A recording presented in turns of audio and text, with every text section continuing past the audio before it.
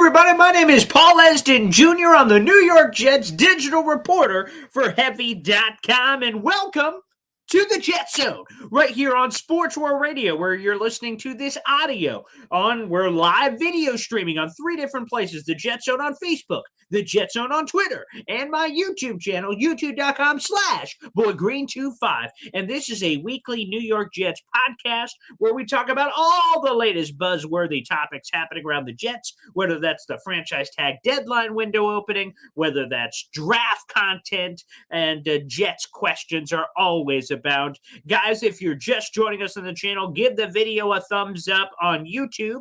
Also, if you're listening to just the audio, make sure you share all your love there as well. And welcome again on any platform you're watching us on: Facebook, Twitter, YouTube, or of course listening later on in the podcast world. If you are joining us, make sure you guys hop in the chat and drop in topics of conversation, questions you may have, and we'll go through all that fun jazz here on the program. Again, I absolutely love doing all of this. And also make sure you guys show support for all the channels. Like us on Twitter, like us on Facebook, and feel free to show your support. We'd really appreciate all of that. So we're going to have a wonderful show for you guys today. I'm excited about it, and so should all of you.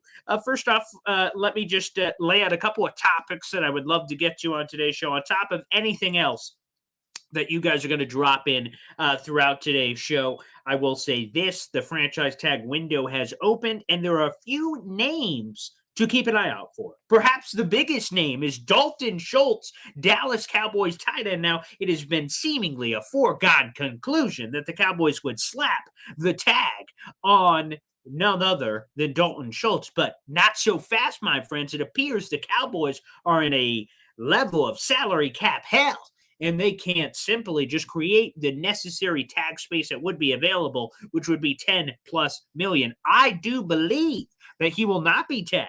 I know there have been a lot of people that said, Paul, you're an idiot. Of course he's going to be tagged. The Cowboys wouldn't let that guy go. But if you think of all their contract questions with DeMarcus Lawrence, Amari Cooper, Michael Gallup's a free agent, Cedric Wilson, and on and on and on, Leighton Vander Esch, and so many players that the Cowboys could shake free. All of a sudden, he could reach the open market, he being Dalton Schultz. And if he does, the Jets will give this man the bag. And I highly endorse them giving him the bag. It makes a lot of sense for me that he would give, he being the Jets, would give the bag to none other than Dalton Schultz of the Dallas Cowboys. And quite frankly, he is one of the more complete tight ends, and that's what I love about him. I've heard people throw out names like Mike Gesicki and others, okay? I don't want a one-dimensional jumbo tight end. No offense to Mike Gesicki. Of course, as we know, when you say no offense, immediately everything that comes after is offense. With all due respect. And then you can say whatever you want. Call him an idiot, call him whatever. In this particular case with Mike Gesicki, with all due respect, I'm sorry, but he's just a jumbo wide receiver, a guy that can't block. The Jets would be better served giving all that money to somebody else, like Dalton Schultz, as we've talked about here on the show. Because someone is going to pay Mike Gesicki a lot of money. I'm sure some high-octane offense like, Arizona or somewhere yonder, right? They're going to throw a lot of money at a guy like Mike Gesicki, and go ahead. Be my guest. Somebody else, not the Jets. I don't think it'd be a great fit. You need a complete tight end. I think that is key for the New York Football Jets. So again, Dalton Schultz, franchise tag window opening up here. He could be a guy that shakes free. Keep an eye out for that. And if so, the Jets could be very much in the conversation. All right, let's jump through some of the comments that are jumping in here. Again, wherever you're watching, Facebook, Twitter, YouTube, drop your questions or topics wherever on any platform. And thanks to StreamYard, we can see where all those comments are coming in from. All right, let's go to Matthias on YouTube, a great big fan of the show. Always great to hear from your boy Green. Thank you. Appreciate it. Love hearing from you guys, the fans as well. And Matthias saying Schultz will not be tagged. I agree. Let's go to Kenneth on Facebook. 6 wins in 2 years. You need to do something. Kenneth, you nailed it, man. They need to do something. Winning is a priority. No more developing, no more this or that. You need to start winning football games. And I think the Jets are in a great position to do so as well. And Brian just jumped jumping in on YouTube, howdy diddly, Brian. Thanks for joining us here on the live stream. And again, this audio will also upload wherever you find your podcast later if you choose to listen to it in that form. So feel free to do that and show your 5-star reviews and all your comments there via the audio versions. I want to throw a couple of quick dart throws here, which I find kind of interesting. ESPN just had an article where they said, guys who are destined to be moved, or really names that need a fresh start, was really how the topic was brought up. And there were several names that I circled on there that could be fits for the New York Jets. I'll throw a couple of them out here as other questions are kind of coming into our chats on YouTube, Facebook, and Twitter. And that is this. Zadarius Smith of the Green Bay Packers. Apparently there is some beef between him and the organization. He wanted a new deal. They didn't give him one. And now he could either be traded or released. And if he is, the Jets need edge rush help. And I think they could double dip, triple dip. They need more guys. I like JFM. I like Quinnen Williams. I like all these guys that are on the defensive line. And Carl Lawson, all these guys, but you need more. Zadarius Smith could be an interesting guy if he shakes free, or potential trade opportunity for Joe Douglas. Speaking of pass rushers, Danielle Hunter, the Minnesota Vikings, another name that was mentioned in that report. He could be traded or released. He's due an $18 million roster bonus coming up around the third week of March, second to third week of March in the latter part. And if he shakes free, there's a lot of talent. There's a lot of injury concerns, a lot of red flags there. But if he's straight up cut, obviously you're in the mix. And if he's potentially be traded for, there could be some interest out there. So again, that's coming from ESPN. And one final name real quick that was on that list that I wrote about for Heavy on Jets. Make sure you guys join that community for fellow New York Jet fans. Heavy on Jets on Facebook, over 16,000 fans there. Articles, memes, jokes, a lot of fun stuff. Make sure you guys show up on there for that. And one final name, again, that I covered earlier this week is Melvin Gordon. Now, I'm not hating on Michael Carter. I love Michael Carter coming out of North Carolina. I thought he was a great pick, and he was a good guy, but he couldn't stay healthy last year. Now, maybe it's a blip on the radar, and the rest of his career will be fully healthy. But the Jets have to operate in a hope for the best, expect the worst kind of mentality. And for me, you need a 1A to the 1B, or 1B to the 1A, however you want to slice that, puppy, with a Robin to his Batman, a yin to the yang, salt to the pepper, mac to the cheese. And for me, they need a power back. I would be interested in James Conner. That money may get a little too rich for my taste. Melvin Gordon is a guy who's coming off back-to-back 900-plus yard rushing performances for the Denver Broncos over the last 2 years. And to me, he's put up insane production, a career renaissance out there in Mile High. I think he'd be a phenomenal fit in this offense. I think he would complement Michael Carter really well. He can run the football. He can catch the football out of the backfield. I really like Melvin Gordon. If he shakes free, that could be an interesting name again. A old face in a new place, kind of the theme of the ESPN article. All right, let's get to some questions here. All right, let's go to Salmon Jet 718. Picking Jermaine Johnson is a win now move.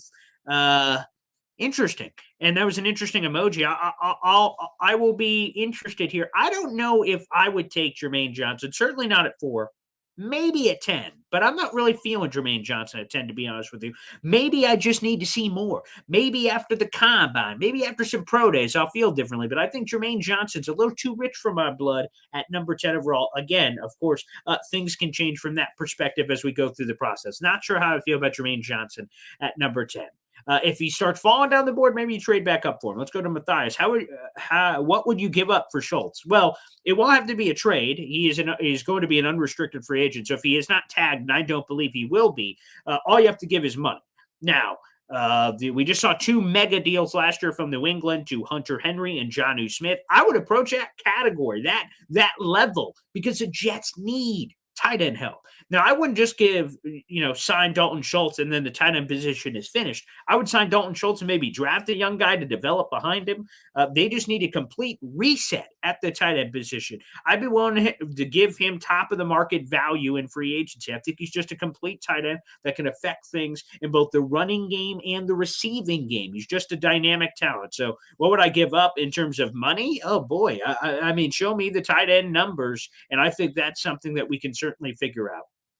Again, Hunter Henry, Jonnu Smith money. I have no problem paying that kind of money for Dalton Schultz. That's the kind of player he is. To Matthias's point, the Browns are going to lose another wide receiver. That is Jarvis Landry, who went crazy this week on Twitter. Not really sure what was happening there, but the Jets were just a quick nugget. Not that that's what you were suggesting, Matthias, but the Jets would have no interest in a possession-like receiver like Jarvis Landry. That's not really what they're looking for. They're looking for a true number one, a guy that can bring something different, someone with size, perhaps, or something of that nature. Jarvis Landry is kind of a possession guy.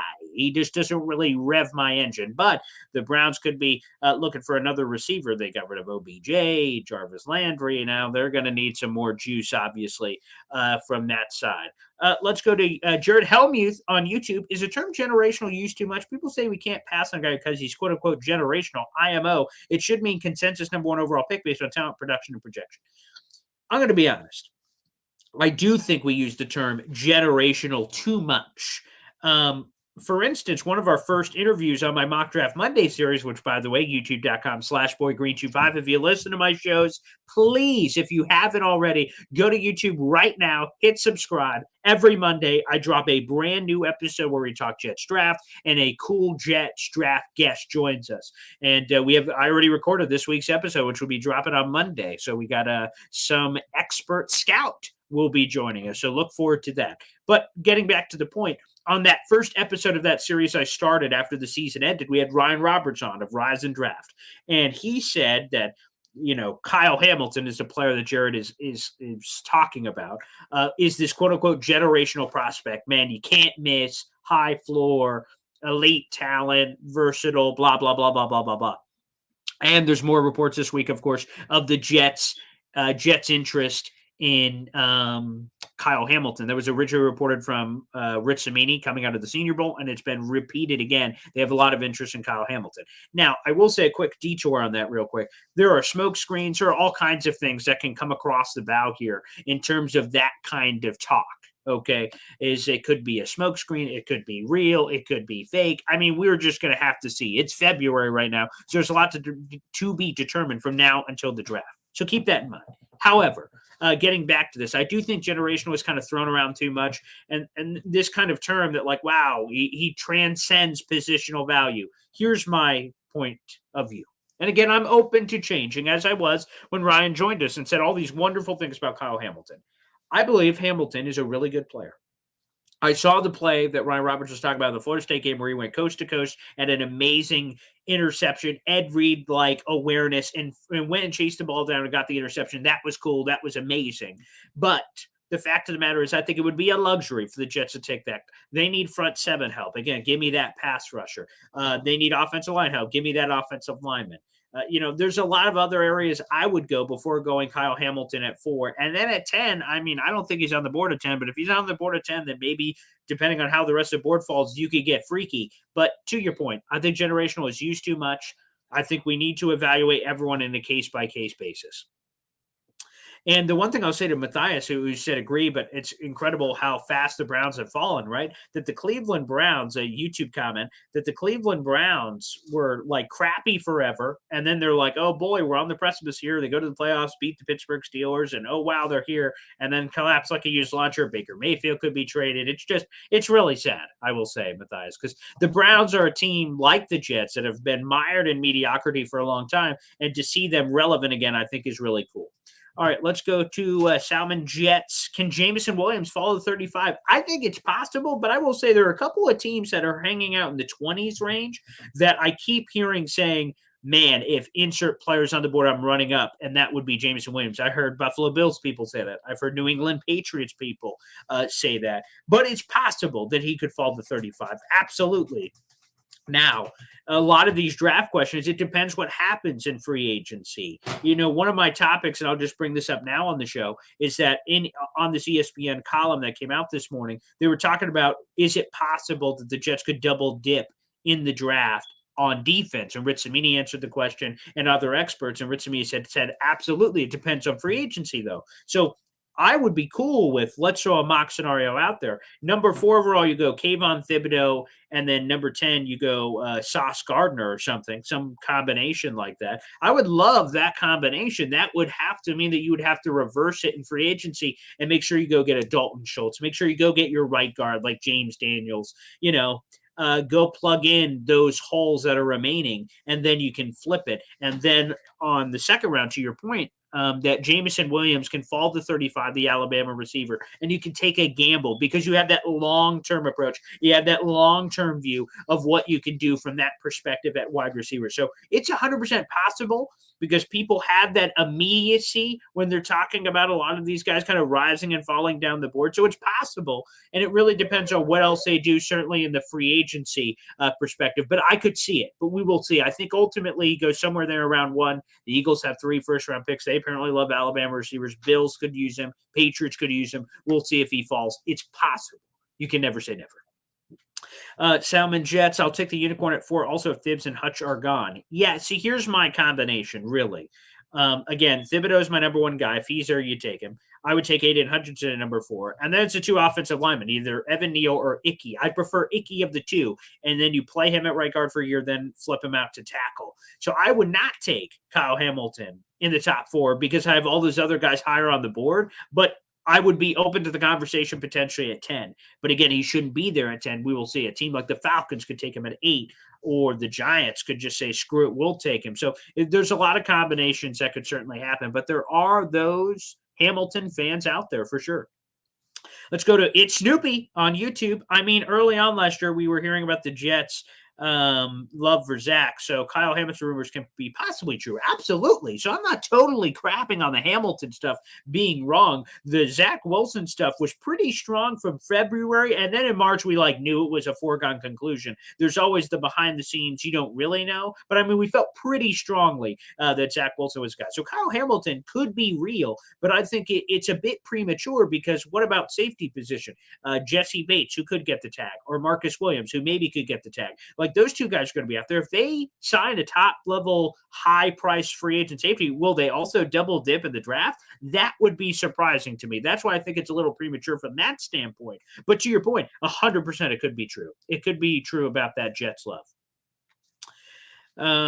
So the rumors could be true. That's absolutely possible. Jared Helmuth, who is a player you would trade back up into the first round for? This is a great question. And by the way, this will be talked about on Monday's episode of our Mock Draft Monday. Our guest, who I recorded with earlier today, he brought up this possibility in the middle of his mock draft. So guys that I'd be willing to trade up for. Great question, Jared. Zion. Out of Boston College, the guard. I think I would be willing, if he starts slipping, I'd be willing to move and groove and launch up for him. Again, depending on free agency and stuff, one of the wide receivers is going to fall, whether that's Drake London, Traylon Burks, Garrett Wilson, Chris Olave. One of those guys will potentially start to slip. That's another point where I'd be willing to jump up. Again, depending on what else the Jets did at the wide receiver position, that would potentially make a lot of sense from that standpoint. So I could certainly see that trading up for, again, Zion, the guard from Boston College, going up, Zion Johnson, going up for a wide receiver. I could see that. I'm trying to think of other names. If somehow a pass rusher started to slip, that could be on the board for me. Again, depending on what else you did. Those are some names. Those are some names to keep an eye out for. And our guest had a few other names. So stay tuned for that. That's coming up on Monday. That'll post at 8 a.m. on my YouTube channel, and that will stream live. All right, Salmon Jets, if the Jets re-sign Berrios to $9 million a year, is it the same old Jets? I would have a level of anger if they signed him there. Because, again, I like the player Braxton, but $9 million is crazy talk. I mean, it's crazy. You just can't. The slot production is so replaceable, and I get it. Again, the Jets have let guys walk in free agency and be stars in other places, so there's some, past scars at your therapist that you're talking about here with a guy like Berrios, but it would be same old Jet. I don't know if same old Jets, quite frankly, because I can't think of the last guy that the Jets overpaid for to keep. I can't remember who is going to be a free agent because they haven't paid guys in a long time. It's been a long time since we have had a guy have a long-term second contract. So I don't think it would be same old Jets. I just think it would be a mistake, quite frankly. But hopefully they find a way, somewhere in that 5, 6, 7 million ballpark. Okay, 5, 6.5 is kind of in that general range where I could see it, but 9 would be too rich. 9 would be too rich. Matthias, how about London? I love Drake London. I wrote a piece about him. Elijah Vera Tucker gave him a shout out. Wrote a piece about him earlier this week.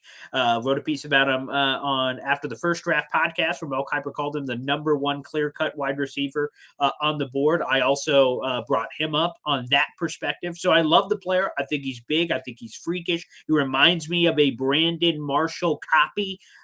So I could certainly see London being a fit to the Jets. I know people will say, well, he's not an exact fit for what Mike LaFleur asked. Again, be a coach, get the talent in the building, and then adjust to your talent. I think that is key. That's what you have to do. I think that ultimately makes the difference. Let's go to a couple more questions here. Matthias, that's another player. I know we had, I think it was Jared Helmuth who answered it or asked the question earlier. Another player I'd be willing to move up for potentially is Tyler Linderbaum. If he starts falling down the board, I'd potentially be aggressive and moving up to go get him. Then you have your long-term center under contract. And Connor McGovern, I think, is better than people gave him credit for last year. But still, Linderbaum is such a talent with the high floor and everything else. That would be intriguing. And then you think about Joe Douglas and everything he's brought to the table. I could certainly see those things coming to fruition. Let's go to another long one here from Jared Helmuth. It's all speculation at this point, but if Thibodeau really does have effort or character concerns, does JD take him if he's there? Seems like it would go against a culture building philosophy. I think the number one priority for this team is passion for the game. That's what Robert Saleh and Joe Douglas kept bashing over our heads is they got to love football. They got to love football. They got to love football. So again, I can't speak to the Thibodeau personality. I can't speak to the quote unquote fire concerns, the emotional energy fire. From what I hear, he's got a different personality from what other people are saying. I haven't spoken with Thibodeau, so I can't speak to that in any direct sense. But as you said, it is speculation at this point. If Thibodeau does have effort or character concerns, JD definitely has to do his homework. That's his job. He's got 3 months, through the rest of March and then really most of April, so 2.5 months, to figure out if this guy has any issues. And if he does, then you have to answer the bell. Like, things are going to come out and happen. Remember, Josh Allen on draft day, the Buffalo Bills quarterback, had that racial thing that came out. And then you had Laramie Tunsil had the bong thing come out on draft day. Like, you just have to be as prepared as possible. Okay. So you just have to be as prepared as possible to answer any and all of those questions. For me, I've heard some of those things. We will see. That's up to Joe Douglas. But obviously, he can't just blow past him. I think Thibodeau is clear cut the best player possible. He should be the number one overall pick. And if he's there for the Jets, it should make things very easy, very simple. For me, that's who I would take with the number 4 overall pick. But obviously, Joe Douglas is going to have some of those questions. Going to Motivated T here on YouTube. Drake London broke his ankle and can't separate. The broken ankle thing, he had a fractured ankle last year. That's true. The can't separate thing, I don't think is true. I think people say that all the time, and they basically say he's just this big contested catch guy where you just have to throw it up, and that can't translate to the next level. But I'm not sure if I agree to that sense. I think he can separate. I think he's a big boy. I think he's got a lot of talent, and I think he can make things happen. So I'm not sure I agree with all these people that say he can't separate. Watch the tape, people. He can make plays. And Dark Soldier joining us here. Sup, everybody. So we're only going to be here for a few more minutes, guys, as we're going through the rest of this on the Jet Zone. Tony G on YouTube. Get the town in the building and scheme around it. We need to stop thinking we are a 49ers copy. JD staff, Saleh, LaFleur are their own men. Here's the thing. I think people are going to naturally think we're a 49ers copy until we're not.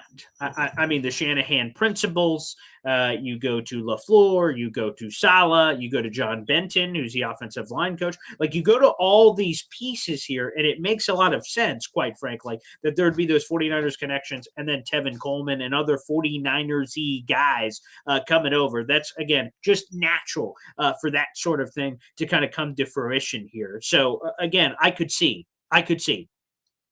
that being the case. Again, I think they're going to bring some more 49ers guys. We've mentioned Dre Greenlaw. Samson Ebukam was mentioned by Connor Rogers, the potential trade guy for a day 3 pick. So 49ers guys coming over certainly is part of the building. But you do need to get talent in the building that fits the scheme. Motivated T, check. Let's see if Motivated T here. Check Drake London stats on man coverage. It isn't good. Every player has their flaws. Motivated T. I'm not trying to discredit anything and everything you're saying here. I'm just saying that everyone has flaws. You can look at certain aspects of every prospect and you can nitpick certain things. To me, I've seen a guy that can go get the ball. He can high point the football. He's a talented guy. Can make things happen in the red zone. He just makes plays, and those are the kind of wide receivers I really like. Let's go through a couple more quickies here. Matthias, Evan Neal, or Icky and why. I'm an Icky guy in particular. I think he's just an absolute road grader, so I think he'd be great in the running game. I think he's got a super high ceiling, and he's just a freak. He's an athletic freak, which I really love. So Icky is my choice there in terms of a kind of a comp battle between him and Neal. I really like that. All right, Dark Soldier, you'll wrap us up here as our final question. Mo Alley Cox or Max Williams if Schultz stays with Dallas? Mo Alley Cox or Max Williams if Schultz stays with Dallas? I'll go Mo Alley Cox. I'll go for the athletic high upside there of Mo Alley Cox. Again, I think there's a little bit more there. Max Williams kind of bounced around a little bit, was in Baltimore, was in Arizona. I like Mo Alley Cox as our preferred guy from that standpoint. Okay, and guys, we're going to wrap it up here for the Jet Zone right here on the show. And I will say thank you, everybody, for tuning in and sending in all that action here on the program with the thumbs up and the love and the comments all coming through. Fantastic stuff as always, everybody. We'll be back next week for a brand new episode of the Jet Zone right here on Sports War Radio, on YouTube, on the Facebook, on the Twitter. And thanks, everybody, for hopping in. We'll see you guys next time. Thank you, everybody.